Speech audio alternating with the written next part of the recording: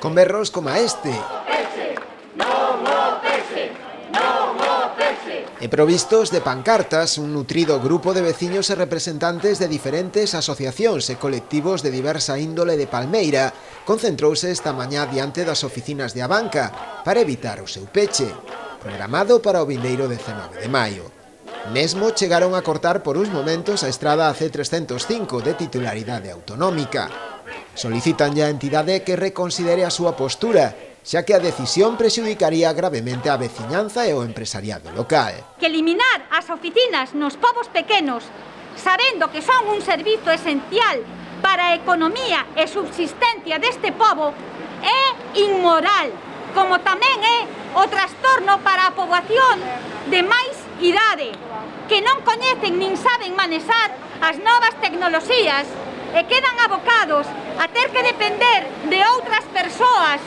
perdendo a súa independencia na xestión das súas pensións e aforros. Paralelamente, os veciños están a levar a cabo tamén unha campaña de recollida de sinaturas, con máis de 300 firmas contrarias ao peche. Na concentración tomaron parte tamén representantes de todos os grupos políticos con representación municipal, a excepción do Partido Popular. Pois esa mesma hora na que os veciños se concentraban diante da oficina de Abanca, o alcalde Manuel Ruiz mantiña unha xuntanza no seu despacho con responsables da entidade bancaria, os que lle trasladou os argumentos que esgrimen tanto o Concello como a propia veciñanza para que se manteña a sucursal de Palmeira. Entre os motivos expostos polo rexedor para que Abanca reconsidere a súa decisión, falouse do inicio inminente da construción do polígono industrial nesta parroquia, que segundo el contribuiría a dinamizar a súa economía. Estamos intentando que muden, vamos a ter unha próxima xuntanza a semana que ven, quedaron en transmitir todas as nosas suxerencias e todas as nosas inquietudes para intentar mudar